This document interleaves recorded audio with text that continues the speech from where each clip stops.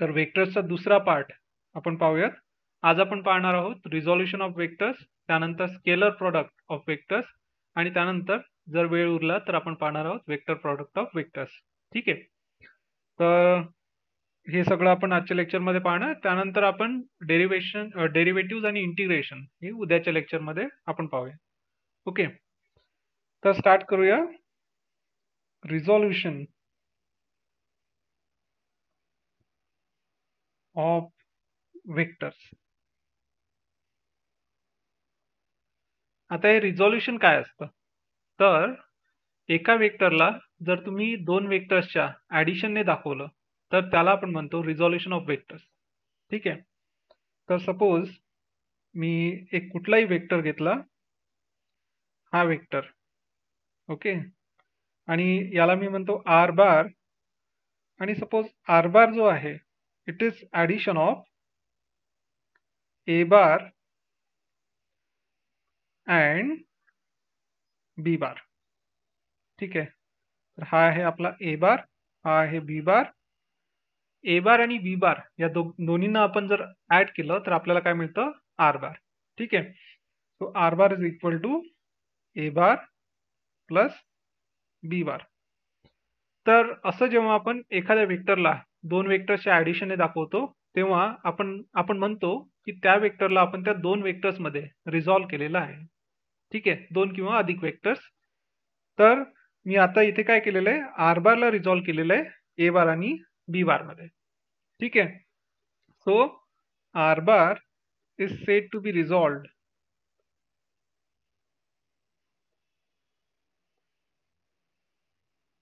in A bar and B bar. Okay. तर एका वेक्टरला जर तुम्ही दोन किंवा अधिक वेक्टर्सच्या ऍडिशनने दाखवलं तर आपण म्हणतो की त्या वेक्टरला आपण त्या बाकीच्या वेक्टर्स मध्ये रिझॉल्व्ह केलेला आहे. आणि हे जे वेक्टर्स आहेत त्यांना आपण काय म्हणतो, कंपोनेंट्स ऑफ आर बार. ठीक आहे. तर ए बार आणि बी बारला मी काय म्हणणार, A bar and B bar are said to be components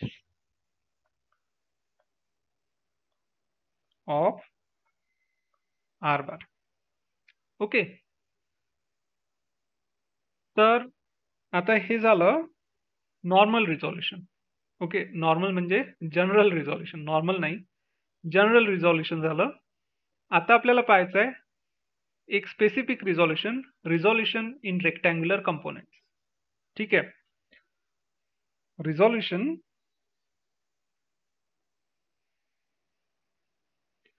in rectangular components. तर इथे आपण काय करतो की एक वेक्टर घेतो. तर सपोज मी हा वेक्टर घेतला इथे, परत याला मी म्हणणार आर बार, आणि आता मी या आर बारला दोन वेक्टर्स मध्ये रिझॉल्व्ह करणार. कुठले दोन वेक्टर्स, जे एकमेकांना परपेंडिक्युलर आहेत. ठीक आहे. तर मी काय करणार आहे, आर बारला दोन वेक्टर्स मध्ये रिझॉल्व्ह करणार आहे. सॉरी, हा झाला एक वेक्टर आणि हा झाला दुसरा वेक्टर. ठीक आहे, यांना मी ऍक्सिस म्हणतो सध्या. हा झाला एक्स ऍक्सिस, हा झाला वाय ऍक्सिस. ओके. तर या आर बारला मी दोन वेक्टर्स मध्ये रिझॉल्व्ह करणार आहे. एक असणार आहे अलॉंग एक्स ऍक्सिस आणि दुसरा असणार आहे अलॉंग वाय ऍक्सिस. ठीक आहे. तर एक्स ऍक्सिसच्या डायरेक्शन मध्ये जो वेक्टर आहे त्याला मी म्हणणार आर एक्स बार, आणि वाय ऍक्सिस च्या डायरेक्शन मध्ये जो वेक्टर आहे त्याला मी म्हणणार आर वाय बार. ओके. तर मी इथे काय लिहू शकतो, R bar is equal to R X bar plus R Y bar. Okay. तर आता आधीच्या रिझोल्यूशन मध्ये, या रिझोल्यूशन मध्ये, जनरल रिझोल्यूशन मध्ये आणि जे आपण आता पाहतोय या रिझोल्यूशन मध्ये काय डिफरन्स आहे, तर आता ज्या वेक्टर्स मध्ये आपण रिझॉल्व्ह करतोय ते एकमेकांना परपेंडिक्युलर आहे. ठीक आहे. आणि जर तुम्ही पाहिलं की हा रेक्टँगल जर तुम्ही पाहिला तर हे दोन वेक्टर जे आहेत ते आपण या रेक्टँगलच्या दोन साइड्सने दाखवू शकतो. म्हणून आपण या प्रकारच्या रिझोल्युशनला काय म्हणतो? Resolution in rectangular components. ठीक आहे, सिंपल.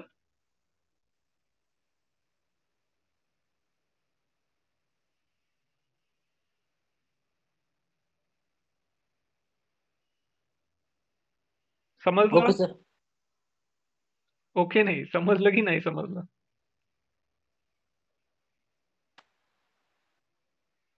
हो सर समजलं. हा ठीक आहे, गुड.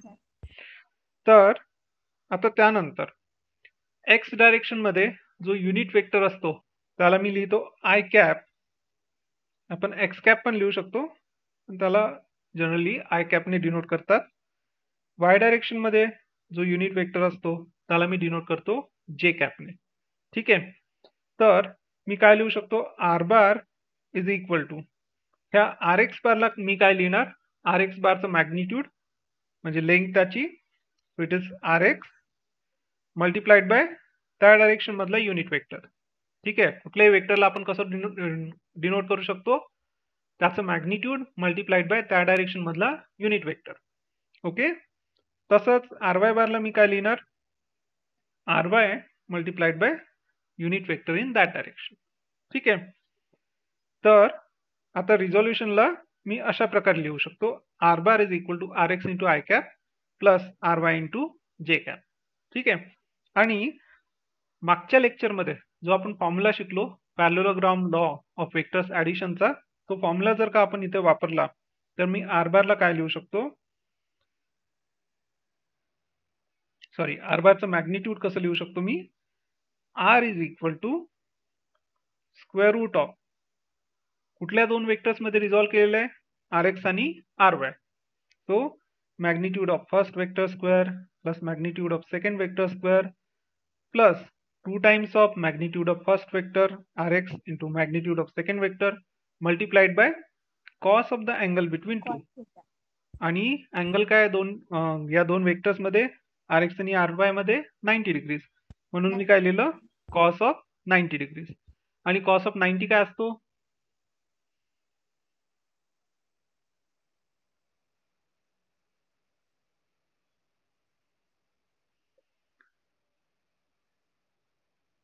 कॉस ऑफ 90 काय असतो? झिरो.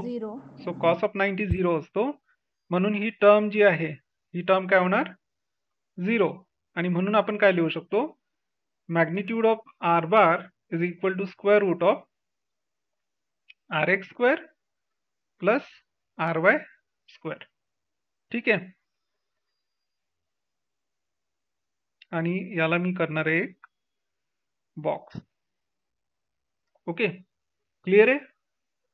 काही प्रश्न कुणाला? हा ऋतुजा,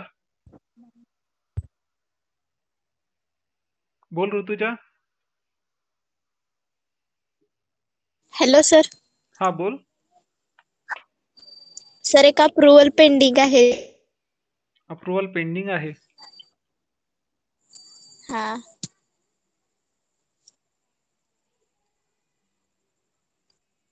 सर मी आजच जॉईन झाली. अच्छा, कालचा लेक्चर मला मिळाला नाही. ठीक आहे ठीक आहे, मी अप्रूव्ह केलेलं आहे.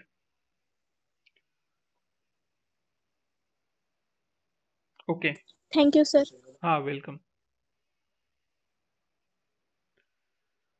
ठीक आहे, काही प्रश्न होता दुसरा?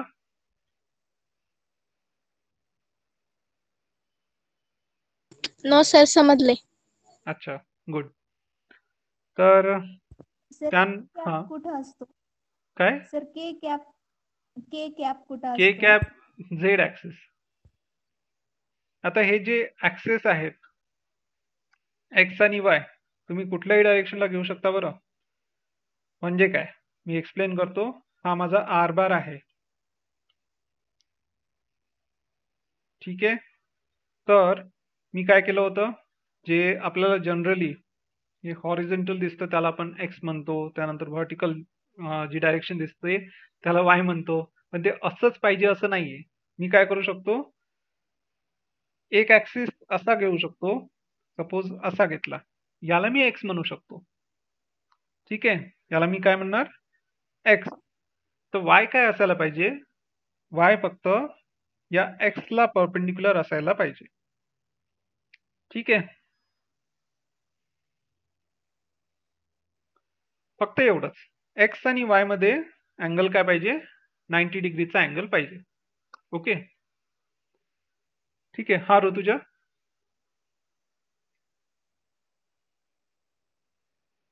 नो सर काय. अच्छा, हँड रेज केला होता ना. ठीक आहे, त्यानंतर आता हे आर एक्स आणि आर वाय. ओके, हा आर एक्स आणि आर वाय यांचं आर शी काय रिलेशन आहे ते पाहूया. तर सपोज हा जो आर बार आहे आणि एक्स ऍक्सिस जो आपण कन्सिडर केलेला आहे यांच्यामधला अँगल आहे थीटा. ठीक आहे, यांच्यामधला अँगल काय आहे, थीटा. तर आर एक्स मला कसा मिळणार, आर बार पासून जर मी एक्स ऍक्सिस वर एक परपेंडिक्युलर ड्रॉ केला, ठीक आहे, तो ज्या पॉइंटला मीट होतो परपेंडिक्युलर तिथपर्यंत एक्स ऍक्सिस वर तुम्ही जो वेक्टर घेता त्याला तुम्ही काय म्हणू शकता, आर एक्स बार.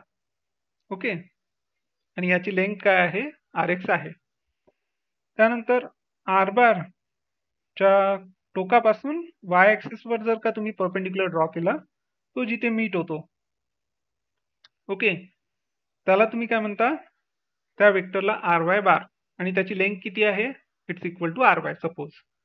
तर आता हा आर वाय जो आहे, ठीक आहे, या साईडची लेंथ आर वाय आहे आणि हा आपला रेक्टँगल आहे, तर या साईडची लेंथ पण काय असायला पाहिजे, आर वाय. ओके, तर हा झाला आर वाय. तर हा कुठलाही ट्रँगल आहे, सपोज इट इज एबीसी. ठीक आहे, तर आता आपण साइन थीटा आणि कॉस थीटा लिहू शकतो इथे. तर साइन थीटा काय असतो, ट्रायंगल मध्ये साइन थीटा काय असतो, अपोजिट साइड अपॉन हायपोटेनस. ठीक आहे, it is opposite side R Y divided by हायपोटेनसची लेंथ काय, it's equal to R bar ची लेंथ.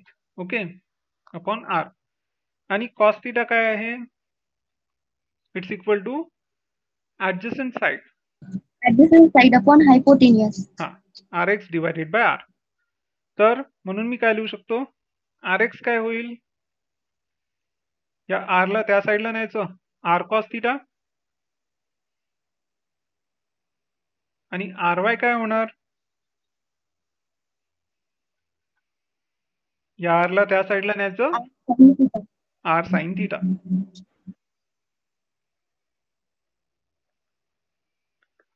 ठीक आहे, तर आता आपल्याला कंपोनेंट्स मिळाले इथे.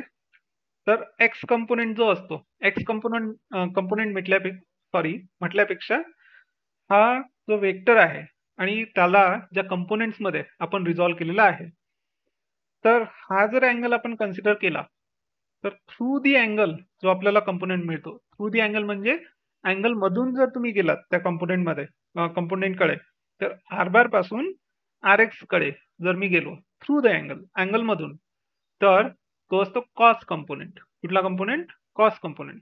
आणि जर का तुम्ही या आर बार पासून अँगल पासून दूर गेलात, कंपोनेंट कडे जाण्यासाठी जर तुम्हाला अँगल पासून दूर जावं लागत असेल, तर तो असतो साइन कंपोनेंट. ठीक आहे, through the angle cos component, away from the angle sine component. Okay, clear, clear sir. सगळ्यांना क्लिअर सर. हो सर, क्लिअर. Okay, good. तर हे झालं resolution in 2 dimensions. Okay, resolution in 2 dimensions मध्ये लक्षात काय ठेवायचं आहे आपल्याला, की जर का आपण एका वेक्टरला 2 वेक्टर्स मध्ये रिझॉल्व्ह केलं, तर ते रिझॉल्युशन असेल एखाद्या प्लेनवर. ठीक आहे, या सगळ्या वेक्टर्सना आपण एका प्लेनवर ड्रॉ करू शकतो, एका पेपरवर ड्रॉ करू शकतो. तर हे झालं रिझॉल्युशन इन प्लेन. ओके, तर त्याचं मॅग्निट्यूड आपण कसं लिहू शकतो, square root of first vector square plus second vector square. ठीक आहे, first component square plus second component square. आणि त्यानंतर आपण त्या कंपोनेंटची लेंथ कशी फाइंड करतो, कंपोनेंटचं मॅग्निट्यूड कसं फाइंड करतो, तर जर आपल्याला त्या कंपोनेंटकडे जाण्यासाठी अँगल मधून जावं लागत असेल through the angle cos component, okay, म्हणजे R X is equal to R एक्सचं मॅग्निट्यूड काय असणार, आर एक्स बारचं R X it's equal to what R cos theta, आणि away from the angle sine component, ठीक आहे, R Y equals to R sine theta, ठीक आहे. All right, तर हे झालं रिझॉल्युशन इन 2 डायमेन्शन्स. आता फिजिक्समध्ये आपल्याला 2 डायमेन्शन्स नेहमीच 2 डायमेन्शन्स मध्ये आपलं काम भागत नाही, ठीक आहे. म्हणजे काही प्रॉब्लेम्स प्लेनवरचे असतात, ओके, आणि काही प्रॉब्लेम्स स्पेस मधले असतात. तर स्पेस साठी आपल्याला काय लागणार आहे, 3 डायमेन्शन्स, 3 डायरेक्शन्स लागतील ना, ठीक आहे. तर आता आपण पाहणार आहोत रिझॉल्युशन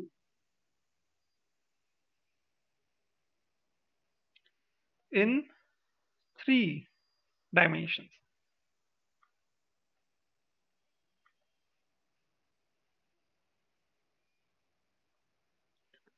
ठीक आहे.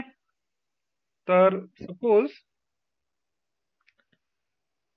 हा आपला वेक्टर आहे,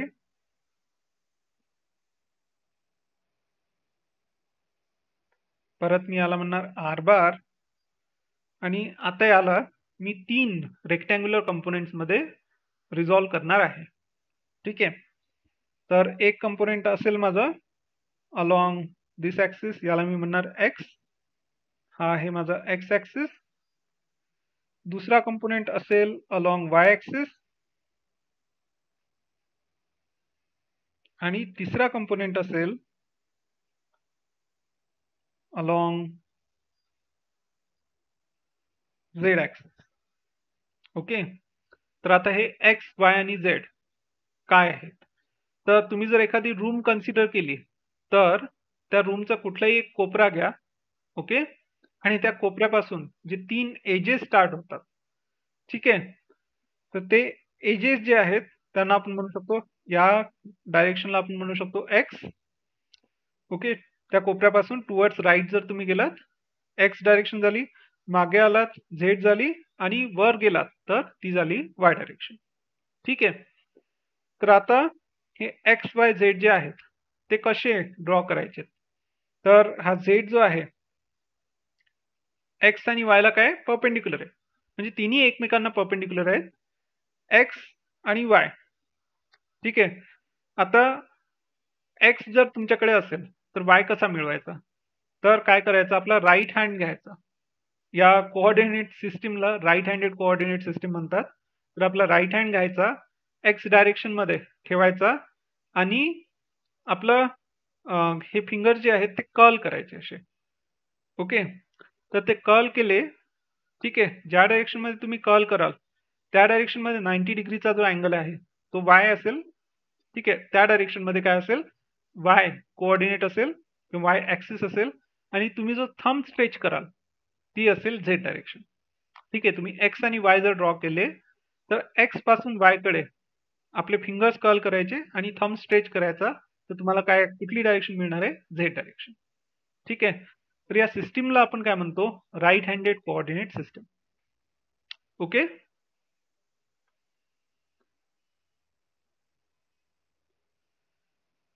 ठीक आहे. त्यानंतर आता मी काय करणार आहे, तर या आर बारला 3 डायरेक्शन्स मध्ये रिझॉल्व करणार आहे. तर त्यासाठी या आर बार वरून मी एक परपेंडिक्युलर ड्रॉ करतो, आणि हा परपेंडिक्युलर कुठे ड्रॉ केलेला आहे, तर या एक्स झेड प्लेन मध्ये, ठीक आहे. तर सपोज तो परपेंडिक्युलर या पॉइंटला मीट होतोय, तर या ओरिजिन पासून ते या पॉइंट पर्यंत मी एक वेक्टर ड्रॉ करणार, आणि याला सपोज मी म्हणणार ए बार, ठीक आहे. आणि त्यानंतर या ए बारच्या टोकापासून एक्स डायरेक्शन मध्ये, सॉरी एक्स ऍक्सिस वर आणि या झेड ऍक्सिस वर मी 2 परपेंडिक्युलर्स ड्रॉ करणार. तर ते या 2 पॉइंट्सला सपोज मीट होत आहेत, तर आता मला हा जो वेक्टर मिळाला त्याला मी म्हणणार आर एक्स बार आणि हा जो वेक्टर मिळाला याला मी म्हणणार आर झेड बार. ठीक आहे, बिकॉज हा ए बार जो आहे तो एक्स झेड प्लेन मध्ये आहे. ठीक आहे, आणि आर एक्स बार जो वेक्टर आहे इट्स अलॉंग एक्स ऍक्सिस, हा वेक्टर अलॉंग झेड ऍक्सिस. तर आता मी या ए बारला आर एक्स बार आणि आर झेड बार च्या ऍडिशनने दाखवू शकतो है ना, युजिंग पॅरलेलोग्राम लॉ. ठीक आहे, हो. तर मी म्हणू शकतो A bar is equal to what, R X bar plus R Z bar. Okay, आणि त्यानंतर जर का मी या वाय ऍक्सिस वर एक परपेंडिक्युलर ड्रॉ केला इथून, ठीक आहे, तर तो एवढाच असेल सपोज, आणि या वेक्टरला मी म्हणणार आर वाय बार. तर तुम्ही जर इथे पाहिलं हा आर बार जो आहे it is equal to what, हा A bar plus R Y bar. ठीक आहे, हा एक रेक्टँगल आहे ना, हा दिसतोय का रेक्टँगल? हो सर. ओके, तर मी आर बारला हो म्हणू सर. शकतो इट्स इक्वल टू या रेक्टँगलचे हे दोन components A bar plus R Y bar. ठीक आहे, so R bar is equal to what, A bar plus R Y bar. हा, कोण बोललं?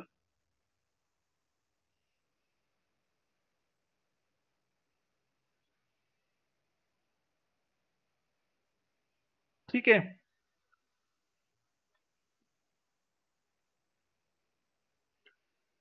तर आता हा ए बार जो आहे it's equal to R X bar plus R Z bar.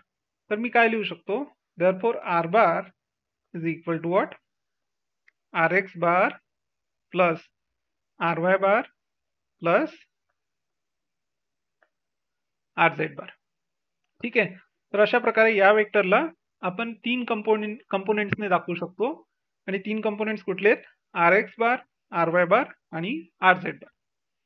ठीक आहे, आणि आत्ताच आपण जे रिझॉल्युशन पाहिलं, रिझॉल्युशन अलॉंग परपेंडिक्युलर कंपोनेंट्स, त्याचा जर आपण वापर केला तर मी या आर बारचं मॅग्निट्यूड कसं लिहू शकतो, आर बारचं मॅग्निट्यूड लिहू शकतो, आर बारला मी या दोन वेक्टर्स मध्ये रिझॉल्व्ह केलेलं आहे, आणि ए बार आणि हा आर वाय बार जो आहे एकमेकांना परपेंडिक्युलर आहेत.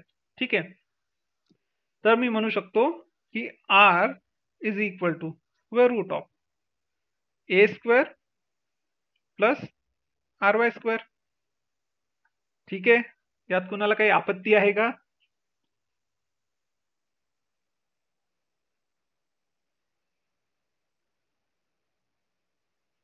नाही सर. ठीक आहे, आणि त्यानंतर ए जो आहे, आता याला पण आपण दोन रेक्टँग्युलर कंपोनेंट्स मध्ये रिप्रेझेंट केलेलं आहे, तर ए ला काय लिहू शकतो आपण, आता जे पाहिलं त्यावरून A is equal to square root of what, या दोन वेक्टर्स मध्ये आपण रिझॉल्व्ह केलंय ना, R X square plus R Z square.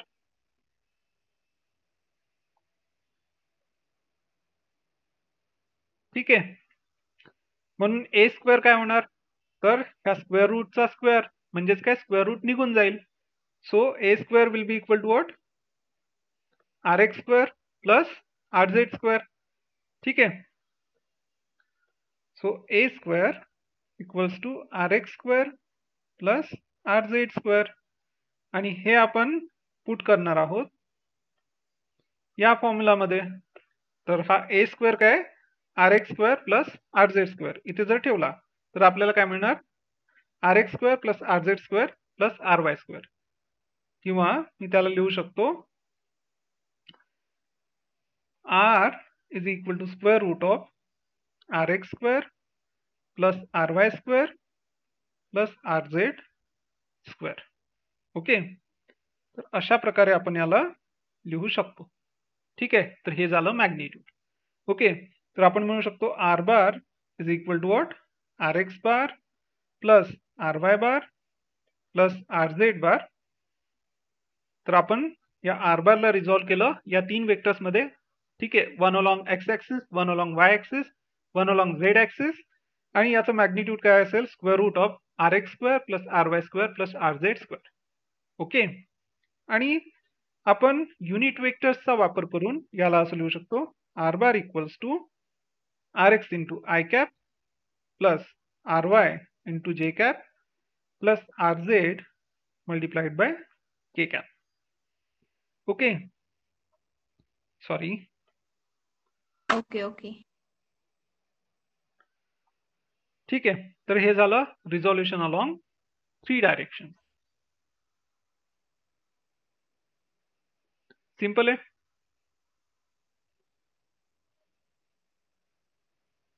आज अटेंडन्स कमी दिसत आहे. मुलं विसरले का क्लास होता म्हणून, की बेसिक शिकवतोय म्हणून? मला वाटतं. ठीक आहे, काही प्रॉब्लेम आहे यात कुणाला? नाही सर. गुड.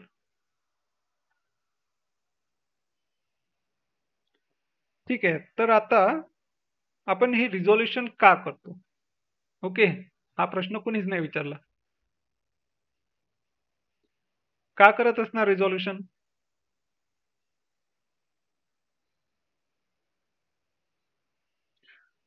तर रिझॉल्युशन आपण यासाठी करतो की जर आपण एका वेक्टरला रिझॉल्व केलं 2 कंपोनेंट्स मध्ये किंवा 3 कंपोनेंट्स मध्ये, तर वेक्टर्सचं ऍडिशन जे आहे ते अगदी स्केलर सारखं आपण करू शकतो. म्हणजे जसे आपण नंबर्स ऍड करू शकतो तशा प्रकारे आपण वेक्टर्स ऍड करू शकतो. ठीक आहे, या आधी आपण जे वेक्टरचं ऍडिशन पाहिलं होतं, ट्रायंगल लॉ किंवा पॅरलेलोग्राम लॉ, त्या जॉमेट्रिक मेथड होत्या. ओके, त्यात आपल्याला अँगल माहिती असावा लागतो, त्यानंतर एक कॉम्प्लिकेटेड फॉर्म्युला येतो. मॅग्निट्यूड कसं फाइंड करतो आपण? R equals to square root of A square plus B square plus 2 times of A into B into cos of theta. ठीक आहे, तर इथे तसं काही करावं लागत नाही. तर सपोज माझ्याकडे 2 वेक्टर्स आहेत. ओके, तर suppose A bar equals to 3i cap plus 2j cap plus 5k cap, and b bar equals to 5i cap minus 3j cap, okay, plus suppose k cap. So c bar is suppose equal to a bar plus b bar. तर कसं addition करणार आपण?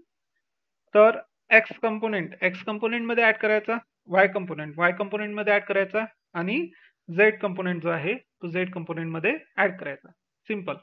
ठीक आहे, तर याआधी addition करण्यासाठी आपल्याला पॅरलेलोग्राम लॉ वापरावा लागत होता.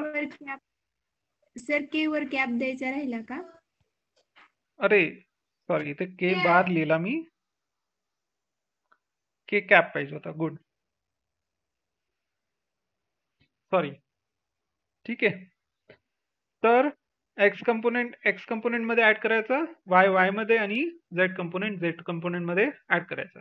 ठीक आहे, इथे के कॅप आहे म्हणजे काय? किती के कॅप आहे? हे 5 के कॅप आहे. इथे काय असेल? फक्त के कॅप लिहिलं म्हणजे इट्स 1 के कॅप. ओके, हा भाग्यश्री बोल.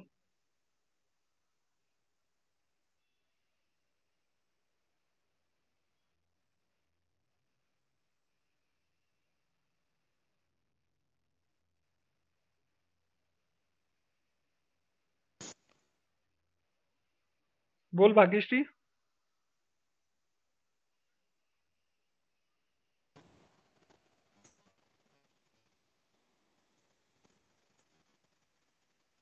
आवाज येत नाहीये तुझा.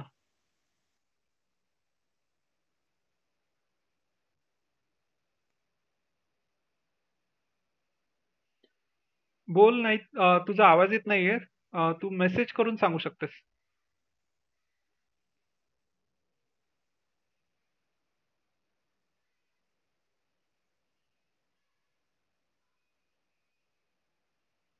बोल भाग्यश्री.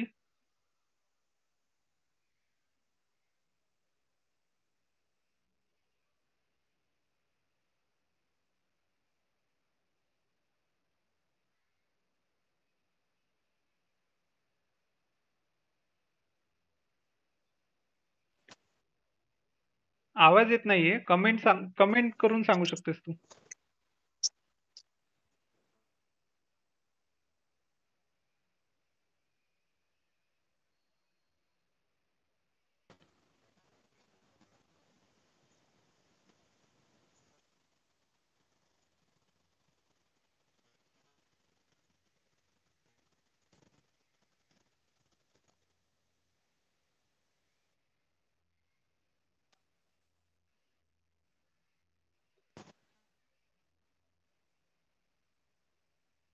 ठीक आहे.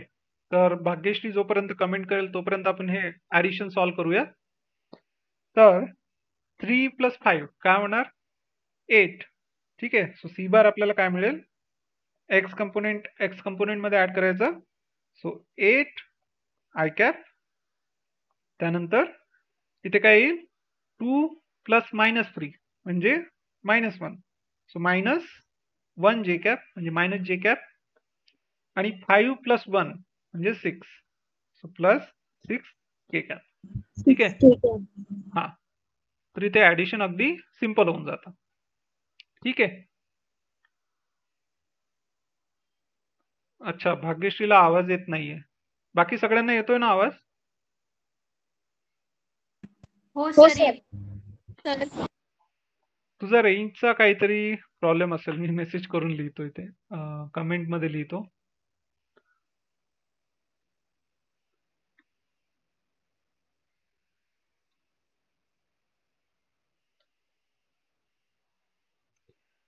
ठीक आहे. तर पुढे जाऊयात. हे झालं रिझॉल्युशन. ओके. आणि याचा आपल्याला हे खूप उपयोगी असणार आहे. ठीक आहे. सर सबट्रॅक्शन कसं करायचं? तसंच जसं ऍडिशन केलं तसंच सबट्रॅक्शन करायचं. सबट्रॅक्शन मध्ये काय करावं लागेल? ऍडिशन मध्ये आपण कंपोनेंट्सना ऍड केलं, सबट्रॅक्शन मध्ये मायनस करावं लागेल. झालं. म्हणजे सपोज मला D bar is equal to A bar minus B bar आहे. तर काय करायचं? या एक्स कंपोनेंट मधून एक्स कंपोनेंट सबट्रॅक्ट करायचा, वाय मधून वाय करायचा आणि झेड मधून झेड. ओके. ठीक आहे. याला कसं लिहू शकतो मी? जर कंपोनेंटच्या फॉर्म मध्ये मला लिहायचं असेल, so A X minus B X into I cap plus A Y minus B Y into J cap plus A Z minus B Z into K cap. ठीक आहे. तर ए एक्स काय आहे? 3 मायनस बी एक्स काय आहे? 5. 3 - 5 काय येणार? -2. -2 i cap. त्यानंतर ए वाय काय आहे? 2. बी वाय काय आहे? -3. सो 2 मायनस -3 म्हणजे मायनस मायनस काय? प्लस. 2 + 3 काय येणार? 5. 5 जे कॅप. 5 जे कॅप. आणि 5 मधून हा 1 के कॅप मायनस करायचा. काय येणार? +4 के कॅप. 4 के कॅप. ठीक आहे. सिंपल. ओके. तर ऍडिशन आणि सबट्रॅक्शन करणं इथे खूप सिंपल आहे. ठीक आहे. सर आपण हम्म. मल्टिप्लिकेशन करू शकतो का? मल्टिप्लिकेशन पण करू शकतो. आपण आता तेच पाहणार आहोत. ठीक आहे. तर कोणाला काही डाऊट आहे? No sir. Good. No sir. Good. तर आता आपण पाहणार आहोत स्केलर प्रॉडक्ट ऑफ 2 वेक्टर्स. ठीक आहे. 2 वेक्टर्सचं आपण मल्टिप्लिकेशन करणार आहोत आणि त्यांचा रिझल्ट जो आहे तो स्केलर असणार आहे. तर असं जेव्हा मल्टिप्लिकेशन असतं वेक्टर्सचं, तर त्या मल्टिप्लिकेशनला आपण काय म्हणतो? Scalar product. ठीक आहे. Scalar product of 2 vectors. Sir हा, बोल ऋतुजा. स्क्रीन दिसत नाही. सर स्क्रीन दिसत नाहीये. स्क्रीन दिसत नाहीये. त्या स्क्रीनवर टॅप करायचं. माझं नाव दिसत असेल ना, तिथे टॅप करायचं. केलं. इंटरनेटचा प्रॉब्लेम असावा बहुतेक. हा, इंटरनेटचा इश्यू असू शकतो किंवा स्क्रीनवर टॅप करून पहा तू, माझं नाव दिसत असेल तिथे. सर हो सर.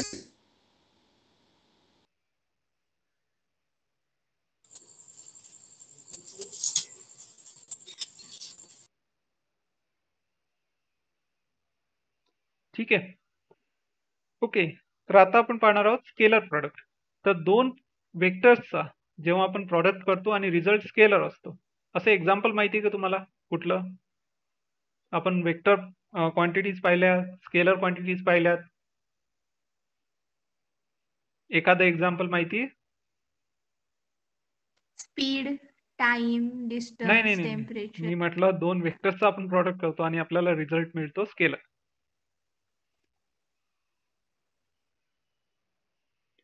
ठीक आहे, मी सांगतो. आपण फोर्स आणि डिस्प्लेसमेंट यांचं जर प्रॉडक्ट केला तर आपल्याला काय मिळतं? वर्क. ठीक आहे, फोर्स एक वेक्टर क्वांटिटी आहे, डिस्प्लेसमेंट वेक्टर क्वांटिटी आहे, पण वर्क काय आहे? स्केलर. ठीक आहे, वर्क, एनर्जी स्केलर क्वांटिटीज आहे. तर यांचं जेव्हा आपण मल्टिप्लिकेशन करतो, work is equal to what? Force into displacement. हे आपण या आधीच्या क्लासेसमध्ये पण शिकलेलो आहे. ठीक आहे, आणि 11th मध्ये पण शिकलेलो आहे. So work is equal to force times displacement. पण ह्या दोन क्वांटिटी स्केलर वेक्टर आहेत आणि त्यांचा रिझल्ट मात्र स्केलर आहे. तर असा जो वेक्टर्सचा प्रॉडक्ट असतो त्याला आपण काय म्हणतो? Scalar product. दोन वेक्टरचा प्रॉडक्ट केला आणि रिझल्ट काय मिळतोय? स्केलर. ठीक आहे, तर आता हा प्रॉडक्ट कसा करतात? तर आता इथे पहा, आपल्याला या एक्झाम्पल मधून क्ल्यू मिळेल.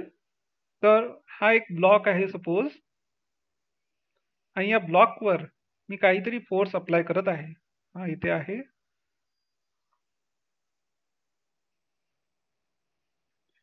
तर या ब्लॉकवर मी फोर्स अप्लाय करतोय सपोज या डायरेक्शन मध्ये. ठीक आहे, तर ब्लॉकला आपण ओढतोय असं, पण ब्लॉक डिस्प्लेस होतोय जमिनीवर या डायरेक्शनला. Okay, sorry.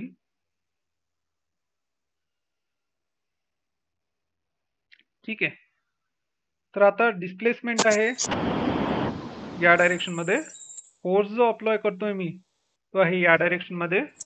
तर या फोर्सला मी दोन कंपोनेंट्स मध्ये रिझॉल्व्ह करतोय. एक आहे सपोज एफ एक्स आणि दुसरा आहे सपोज एफ वाय. ठीक आहे, अहो मला ते सर नको बोलायला ते.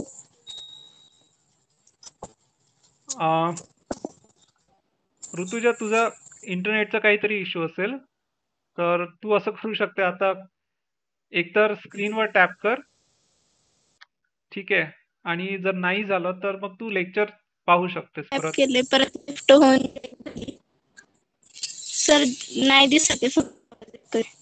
ठीक आहे, तर आतापर्यंत तुला दिसलेलं नाहीये काही, म्हणजे तुला समजलेलं नसेल, बरोबर? का आतापर्यंत तुला काहीच दिसत नव्हतं ना? सर आता रिझॉल्युशन वेक्टर पर्यंत दिसत होतं. तू एक्झिट करून परत ये.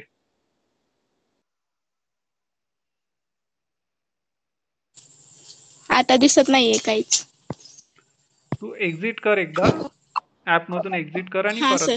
परत जॉईन कर. हा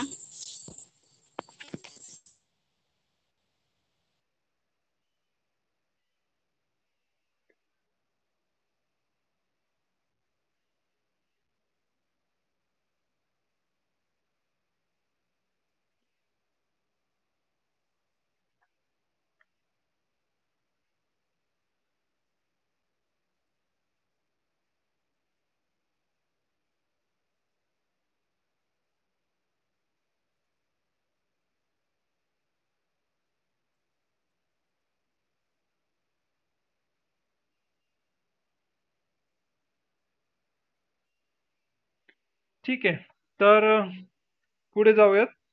तर आपला हा फोर्स आहे एफ बार, आणि मी काय करतोय, हा ब्लॉक आहे, याला एका या दोरीने सपोज बांधलेलं आहे.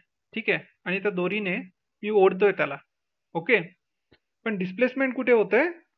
हा ब्लॉक जमिनीवर घसरत असा जात आहे सपोज, तर डिस्प्लेसमेंट आहे अलॉंग दिस डायरेक्शन, एक्स डायरेक्शन आपण त्याला म्हणूया.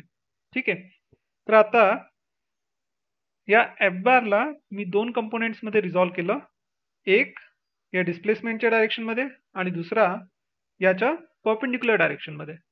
तर एक कंपोनेंट आहे एफ एक्स बार, दुसरा आहे एफ वाय बार. तर आता मला सांगा, या दोन कंपोनेंट पैकी ह्या ब्लॉकला कुठला कंपोनेंट डिस्प्लेस करत आहे? फोर्सचा कुठला कंपोनेंट काम करत आहे आणि कुठला कंपोनेंट काम नाही करत आहे?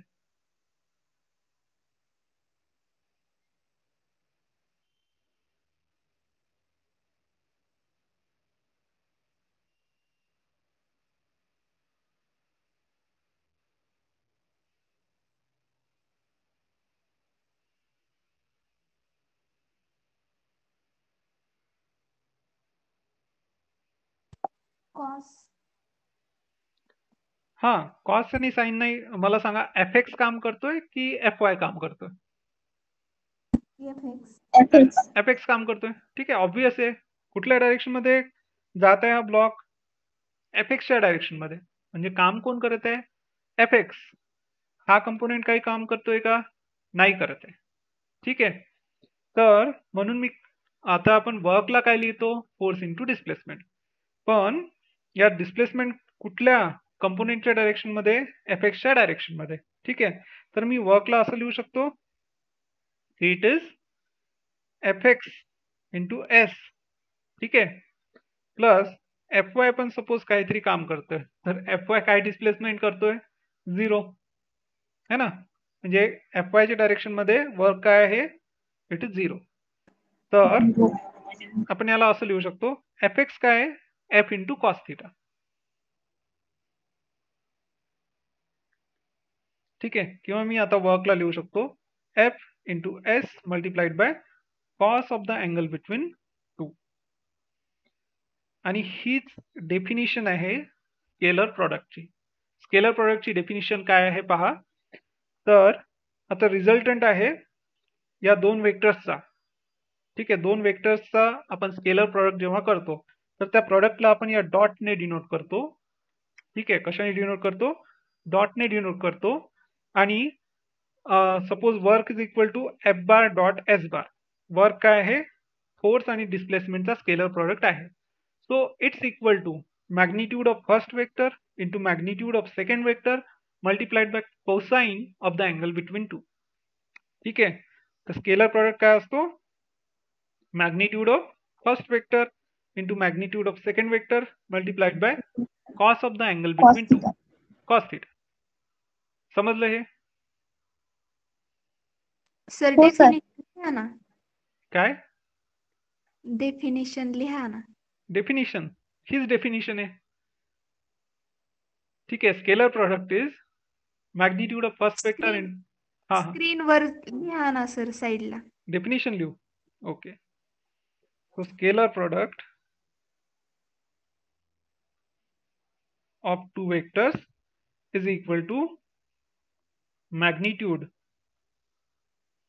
of first vector multiplied by magnitude of second magnitude of second vector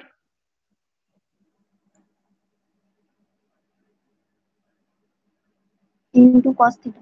multiplied by cos of the angle between two vectors. ठीक आहे, ही झाली डेफिनेशन. ओके, तर आता ह्या स्केलर प्रोडक्टचा आपल्याला खूप उपयोग पडतो. ठीक आहे, हा खूप उपयोगी पडतो.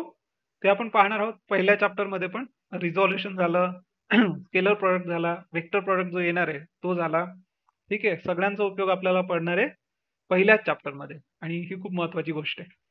ठीक आहे, तर आता मी जर वेक्टर्सना रिझॉल्व्ह केलं तेव्हा स्केलर प्रोडक्ट कसा फाइंड करतात ते पाहूया. ठीक आहे, तर सपोज माझ्याकडे दोन वेक्टर्स आहेत, A bar is equal to A X into I cap plus A Y times J cap plus A Z into K cap. ठीक आहे, ए बारला रिझॉल्व्ह केलं, रिझॉल्युशन आताच पाहिलं आपण. बी बार आहे, त्याला मी लिहितो B X into I cap plus B Y into J cap plus B Z into K cap. ठीक आहे. आणि आता मला या दोन वेक्टर्सचा स्केलर प्रोडक्ट फाइंड करायचा आहे. तर मी जर ए बार डॉट बी बार लिहिलं तर याला काय मी लिहू शकतो, magnitude of first vector into magnitude of second vector multiplied by cos of the angle between two, cos theta. ठीक आहे. त्यानंतर आता मी याला या इक्वेशनला सपोज म्हणतोय इक्वेशन नंबर 1. ठीक आहे. खूप इक्वेशन्स पाहिलेत पण कुठल्या इक्वेशनला आपण नाव नाही दिलं, मला याची गरज पडणार आहे म्हणून नाव देतोय. त्यानंतर आता ए बार डॉट बी बार हे फाइंड करण्याआधी पण हे करूया. आपली युनिट वेक्टर जे आहेत आय जे के. ठीक आहे. I cap dot i cap काय असेल, magnitude of first vector. Unit vector आहे म्हणून मॅग्निट्यूड काय असेल 1. ठीक आहे. हा पण युनिट वेक्टर आहे तर मॅग्निट्यूड काय असेल 1. ठीक आहे. Multiplied by cos of the angle between to. तर आय आणि आय मध्ये काय अँगल असेल,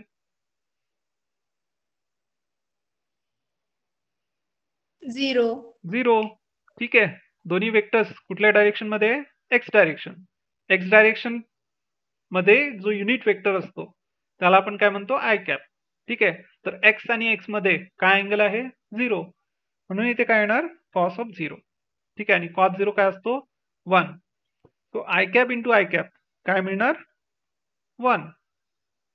ठीक आहे. सिमिलरली जे कॅप इंटू जे कॅप काय मिळेल 1. के कॅप इंटू के कॅप पण काय मिळेल 1. ठीक आहे. ओके. त्यानंतर I cap into J cap जर का मी फाइंड केलं तर काय असेल, magnitude of first vector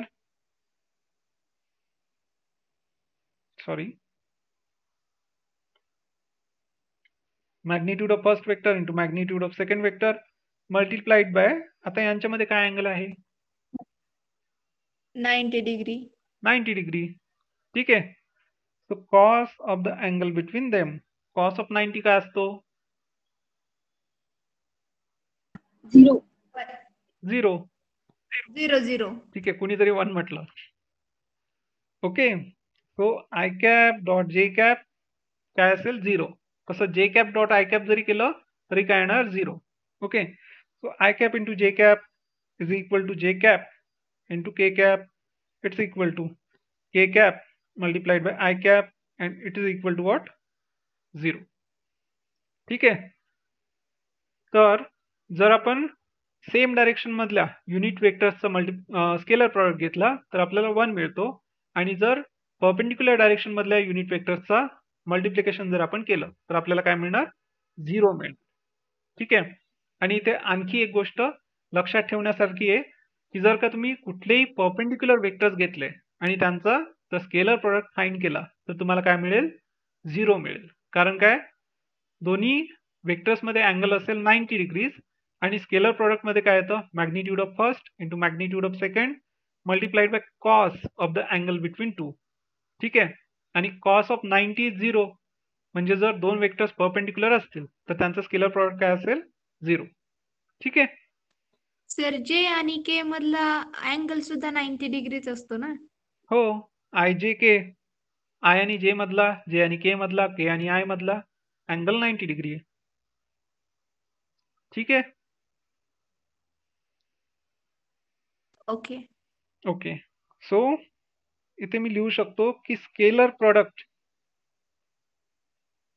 of perpendicular vectors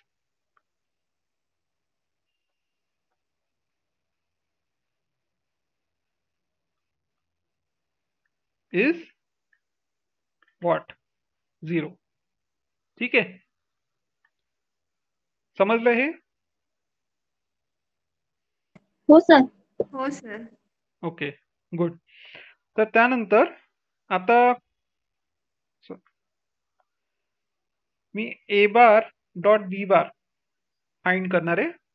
so A bar dot B bar काय असेल, ax into I cap plus ay into J cap plus az into K cap आणि याचा डॉट प्रोडक्ट कशासोबत bx into I cap plus by into J cap plus bz into K cap.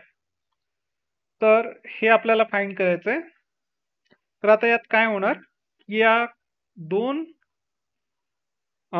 याला आपण काय म्हणतो ब्रेसेसमध्ये, ठीक आहे, किंवा ब्रॅकेट्समध्ये आपण म्हणूया, ब्रॅकेट्समध्ये ज्या टर्म्स आहेत त्यांना आपण मल्टिप्लाय करतोय.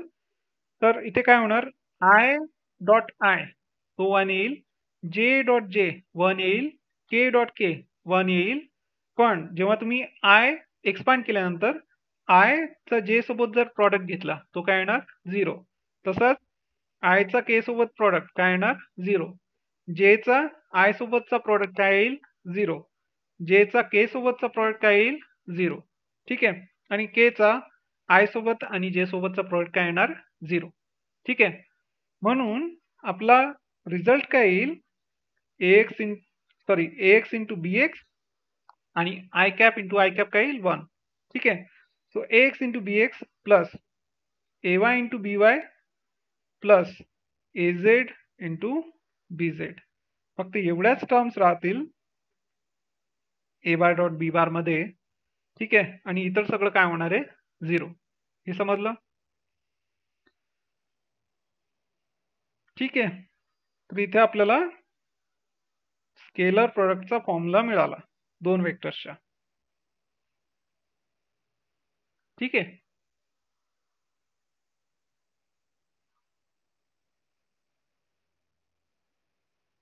काही क्वेश्चन आहे कुणाला? No sir. ठीक आहे, गुड. तर आता आठवा आपला equation number 1, a bar dot b bar is equal to what? Magnitude of first into magnitude of second multiplied by cos of the angle between two. ठीक आहे. तर हा स्केलर प्रोडक्टचा फॉर्म्युला आपल्याला लक्षात ठेवायचा आहे.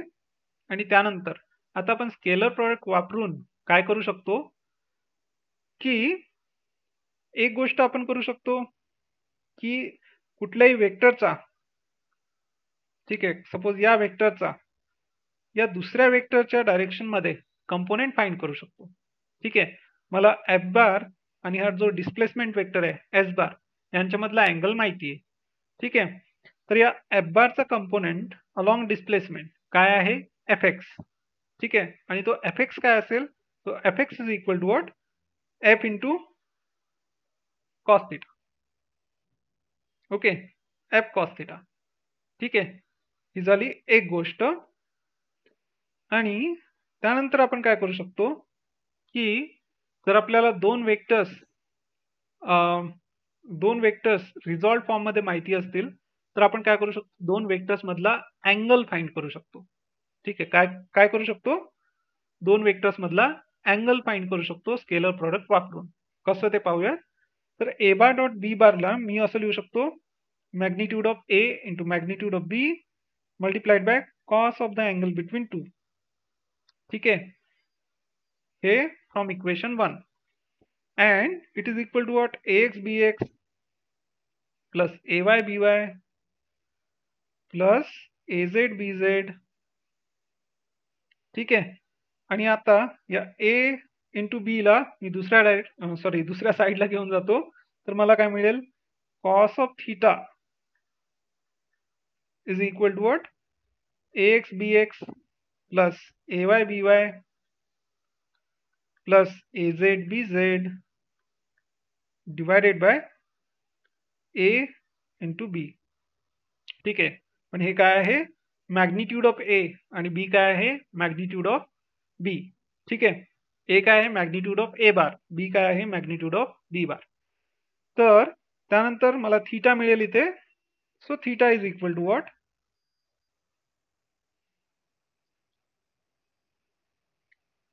कॉस इनवर्स ऑफ ती दुसरी साइड. ओके, दुसरी साइड काय होती ax bx plus ay by plus AZ BZ divided bye magnitude of A into magnitude of B. Magnitude of A काय असतो हे आपण पाहिलेलं आहे. A म्हणजे काय, मॅग्निट्यूड ऑफ A बार, आणि तो काय असतो square root of AX square plus AY square plus AZ square. ठीक आहे. A बारला जर आपण AX बार वरती AZ BZ लिहायच्या जागी तुम्ही AZ BY लिहिलंय. अरे सॉरी, खूप सारे मिस्टेक करतो नाही.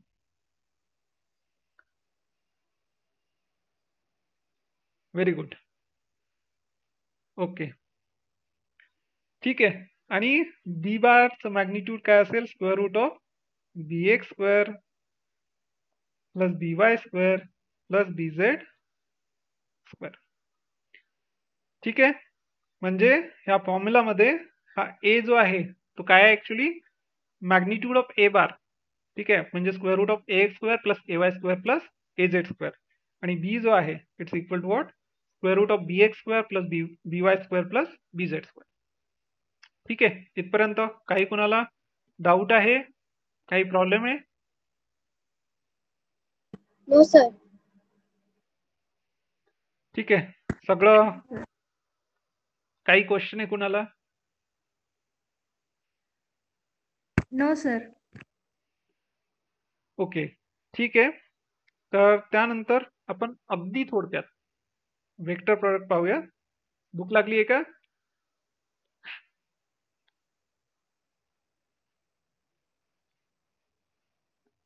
कंटिन्यू करायचं, उद्या पाहायचं वेक्टर प्रोडक्ट? कंटिन्यू करा सर. कंटिन्यूअस करा सर. ठीक आहे. तर वेक्टर प्रोडक्ट पाहूया अगदी थोडक्यात. तर आता दोन वेक्टर्सचं जेव्हा तुम्ही मल्टिप्लिकेशन करता आणि जर रिझल्ट स्केलर येत असेल तर त्या प्रॉडक्टला आपण म्हणतो स्केलर प्रोडक्ट. तर इथे रिझल्ट काय यायला पाहिजे वेक्टर. ठीक आहे. तर वेक्टर प्रोडक्ट मध्ये काय येणार, दोन वेक्टर्सचं तुम्ही मल्टिप्लिकेशन करता आहात आणि रिझल्ट जो आहे रिझल्टंट क्वांटिटी जी आहे ती पण एक वेक्टर आहे. ठीक आहे. याचं एक एक्झाम्पल आहे टॉर्क. ओके. तर 11th स्टँडर्ड मध्ये आपण टॉर्क पाहिलेलं आहे. तर टॉर्क काय असतो force multiplied by displacement. Okay. For an example torque या लेटरने दाखवतात, याला म्हणतात tau. Okay. Tau bar is equal to F bar cross S bar. आणि हा S जो आहे S न घेता मी R घेतो. ओके. कारण S जर घेतला तर काय होणार, पण कन्फ्यूज होऊ शकतो. Tau bar is equal to R bar cross F bar असतो.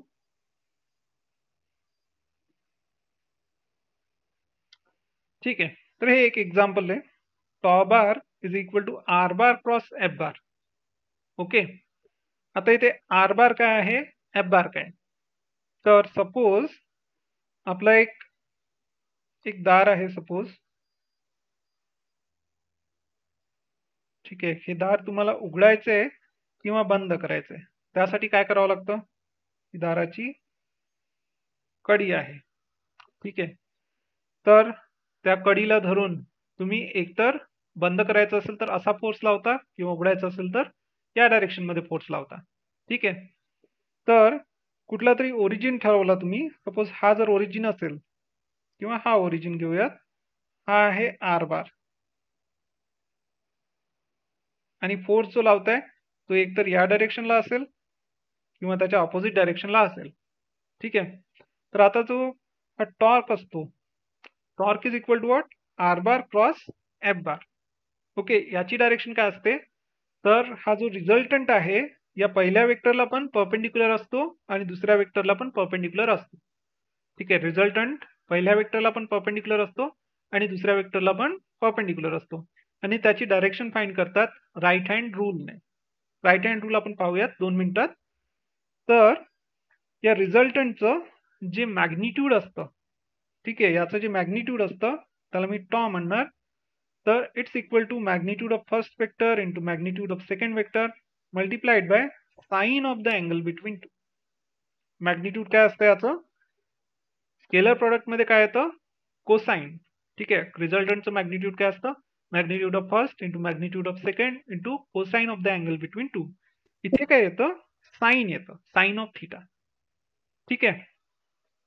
तर आता मी ही विचित्र डायग्राम काढलेली आहे, कदाचित तुम्हाला कळालं नसेल. तर मी काय करतो की समजलं. Okay good. तरी पण मी हे दोन वेक्टर्स घेतो. पहिल्याला मी म्हणणार ए बार आणि दुसऱ्याला म्हणणार बी बार.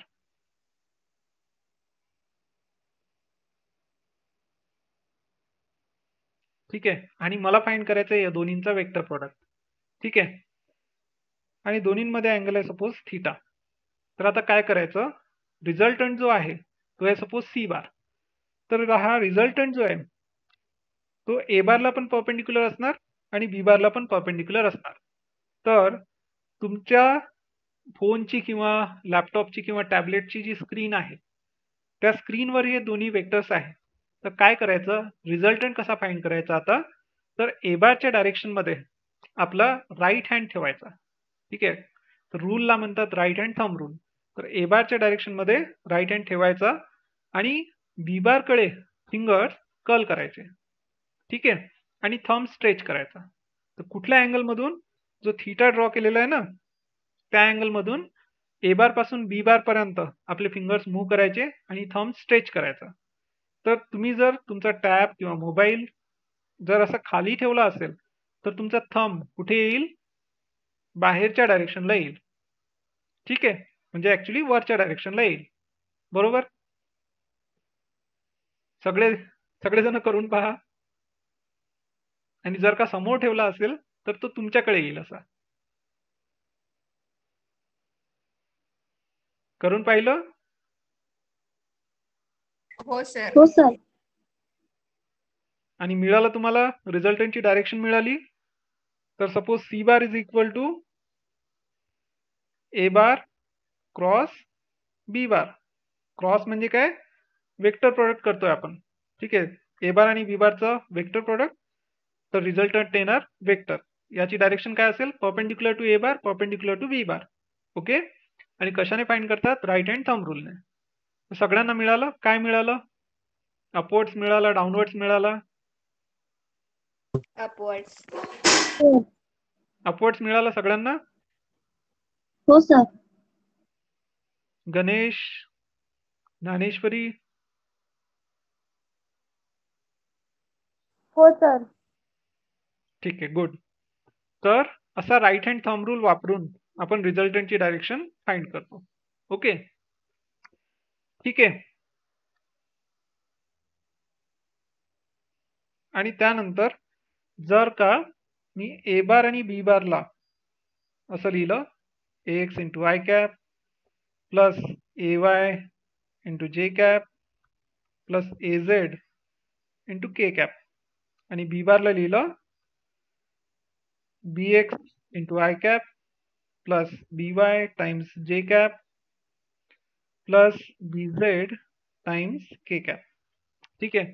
आणि इथे जर का तुम्ही युनिट वेक्टर्सचा ओके वेक्टर प्रोडक्ट करून पाहिला तर I cap cross J cap जर तुम्ही केलं. ठीक आहे. तर आधी आय आणि जे ड्रॉ करूयात. आय काय असेल? Along X axis. जे काय असेल? Along Y axis. ठीक आहे.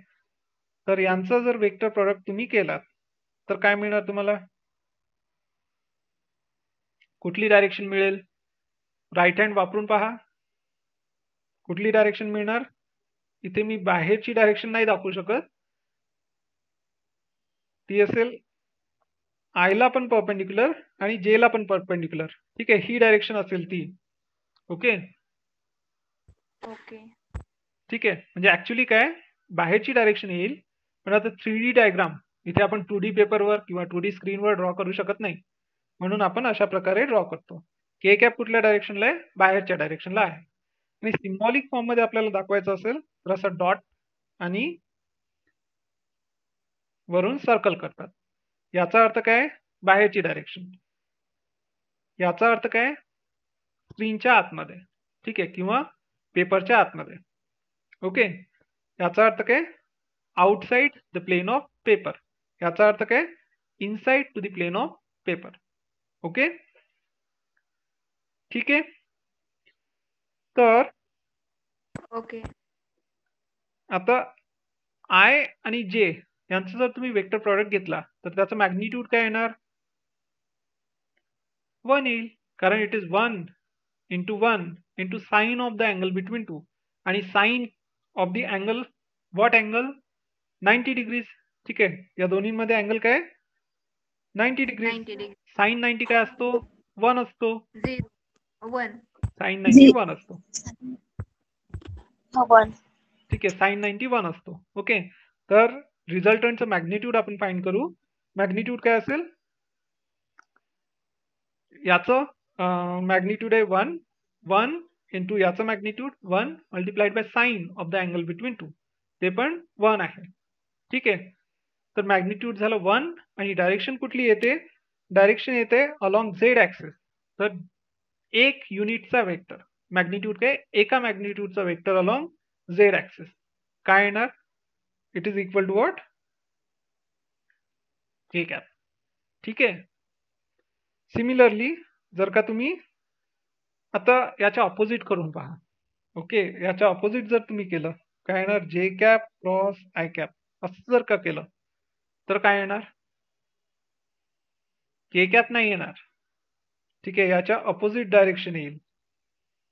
ओके, तुमचा हात ठेवून पहा. जे कॅपच्या डायरेक्शन मध्ये असा ठेवावा लागेल तुम्हाला आणि आय कॅपच्या डायरेक्शन मध्ये. ठीक आहे, हा प्रॉडक्ट करताना पहिल्या वेक्टरच्या डायरेक्शन मध्ये आपला राईट हँड ठेवायचा, दुसऱ्या वेक्टरच्या डायरेक्शन मध्ये फिंगर्स कर्ल करायचे आणि थंब स्ट्रेच करायचा. तर आता अपवर्ड्स नाही येणार, कुठे येणार? डाऊनवर्ड्स येणार. करून पहा.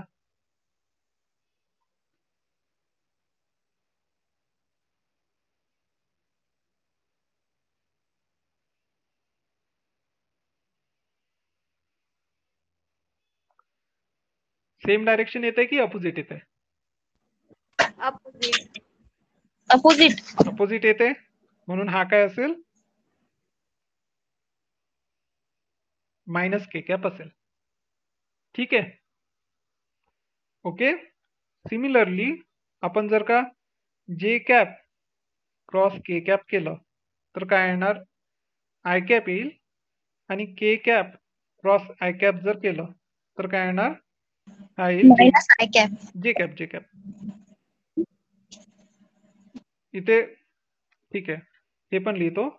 के कॅप क्रॉस जे कॅप जर केलं तर काय मिळणार? Minus I minus I cap. Cap. आणि I cap cross K cap जर केलं तर तुम्हाला मिळेल मायनस जे कॅप. मायनस जे कॅप. ठीक आहे, आता हे सगळं तुम्ही करून पाहू शकता, पण आपल्याला ठेवायचं लक्षात. तर आपण लक्षात कसं ठेवणार? तर यासाठी एक सिंपल ट्रिक आहे. तर ट्रिक अशी आहे की एक सर्कल ड्रॉ करायचं असं. ठीक आहे, आणि या सर्कलवर 3 पॉइंट्स घ्यायचे आणि ॲरो ड्रॉ करायचे असे राईट सर्क्युलर. ठीक आहे, राईट सर्क्युलर डायरेक्शन मध्ये, किंवा आपण त्याला काय म्हणतो? क्लॉकवाईज डायरेक्शन म्हणतो. ओके, तर क्लॉकवाईज डायरेक्शन मध्ये ॲरोज ड्रॉ करायचे. कुठेही लिहायचं आय, त्यानंतर नेक्स्ट पॉइंटला लिहायचं जे कॅप आणि त्याच्या पुढच्या पॉइंटला लिहायचं के कॅप. के कॅप. ठीक आहे, आता जर का तुम्ही यांचा वेक्टर प्रोडक्ट करत आहात तर आय इंटू जे, I cap cross J cap काय येणार? जर तुम्ही ॲरोच्या डायरेक्शन मध्ये जात असाल तर आय आणि जे चा वेक्टर प्रोडक्ट काय येईल?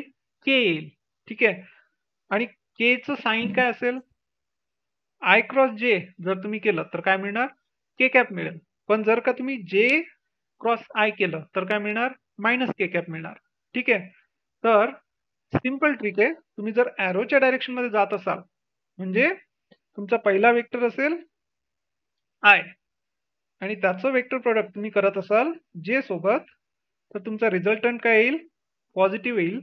आणि वेक्टर प्रोडक्ट करताना जर का तुम्ही अपोजिट डायरेक्शन मध्ये जात असाल तर रिझल्ट काय येईल? निगेटिव्ह येईल. ठीक आहे, समजलं? हो सर. हो सर. Okay, very good. आता मला सांगा, मी जर जे कॅप क्रॉस के कॅप केलं तर मला रिझल्ट काय मिळणार? I cap. पॉझिटिव्ह की निगेटिव्ह? निगेटिव्ह. पॉझिटिव्ह. जे पासून के पर्यंत मायनस. तुम्ही गेलात, ॲरोच्या डायरेक्शन मध्ये जाताय ना, ॲरोच्या डायरेक्शन मध्ये पॉझिटिव्ह पॉझिटिव्ह. आणि त्याच्या ऑपोजिट डायरेक्शन मध्ये काय? क्लॉकवाईज. निगेटिव्ह. ठीक आहे. निगेटिव्ह. हा, तर क्लॉकवाईज डायरेक्शन मध्ये ते तिन्ही वेक्टर्स लिहायचे, युनिट वेक्टर्स. आणि क्लॉकवाईज डायरेक्शन मध्ये जर का तुम्ही गेलात तर रिझल्टंट पॉझिटिव्ह येईल आणि अपोजिट डायरेक्शन मध्ये गेलात तर रिझल्टंट निगेटिव्ह येईल. ठीक आहे. निगेटिव्ह. ओके, सो जे क्रॉस के काय मिळणार मला? I cap. I cap. आणि आता मी करतो सपोज जे क्रॉस आय काय मिळणार? Minus K. Minus K. Very good. ठीक आहे. तर आता तुम्हाला समजलं कसं वेक्टर प्रोडक्ट कसा फाइंड करायचा ते. ठीक आहे. तर आता आपण एक रिझल्ट लिहूया आणि थांबूया. ओके, तर रिझल्ट असा आहे, आपले दोन वेक्टर्स आहेत ए बार आणि व्ही बार.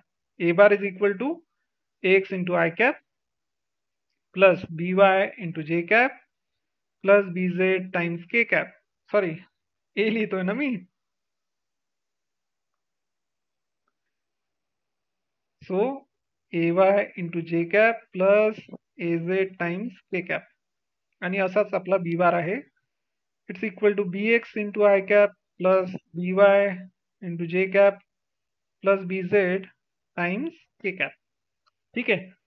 आणि C bar is equal to A bar cross B bar. तर आता या सी बारला आपण कसं फाइंड करणार?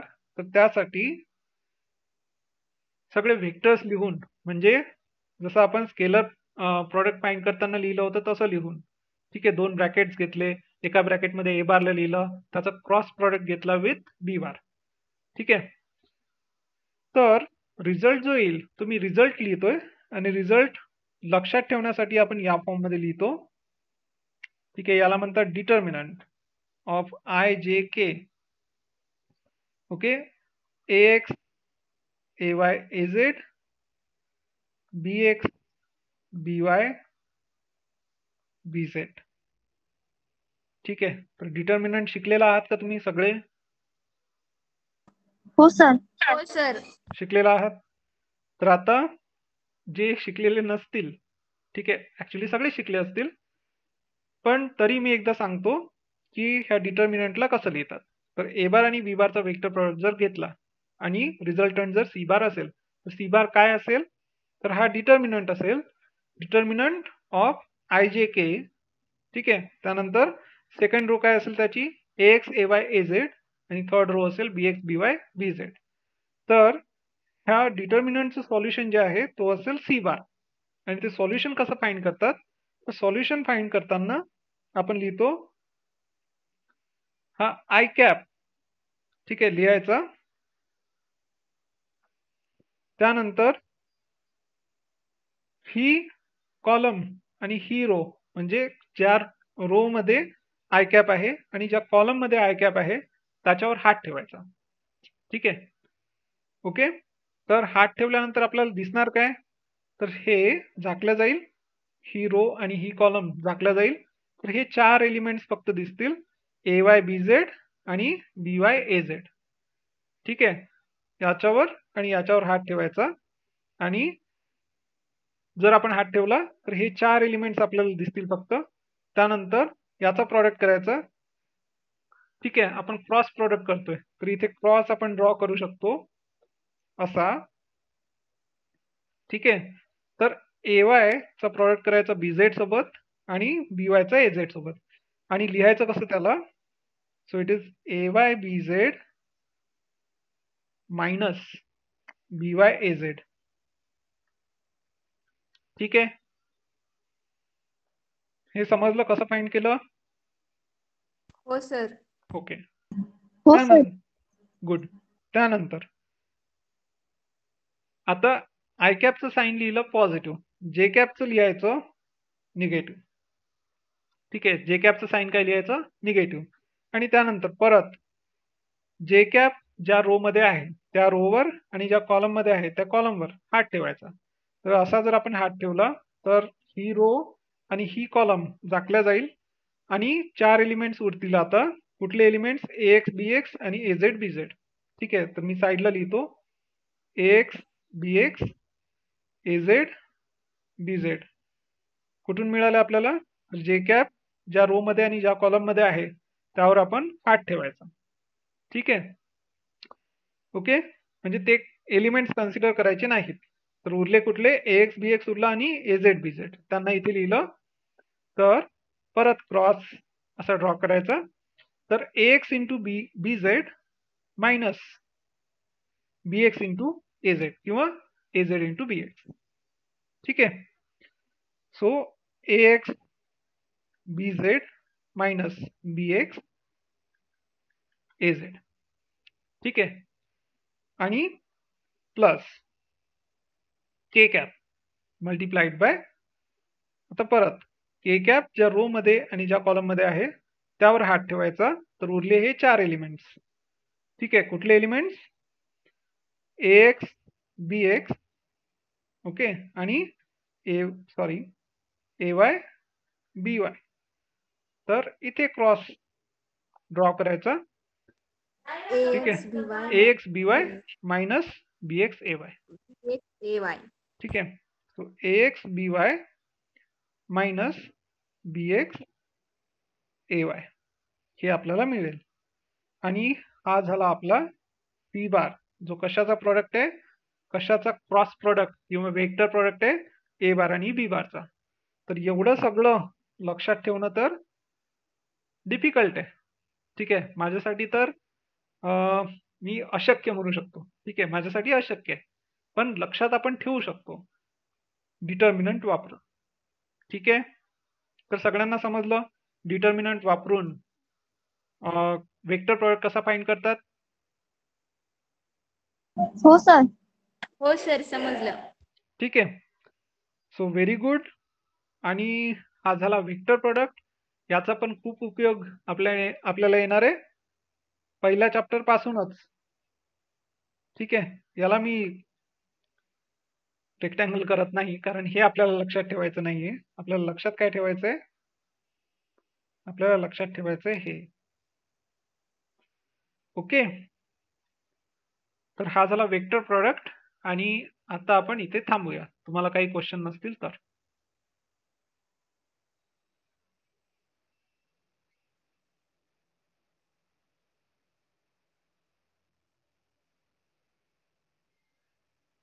काही क्वेश्चन्स आहेत?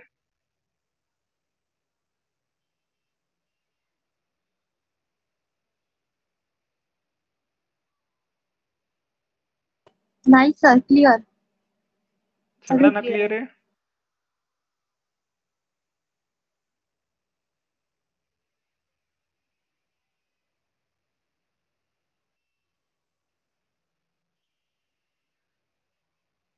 कुणाला काही क्वेश्चन आहे?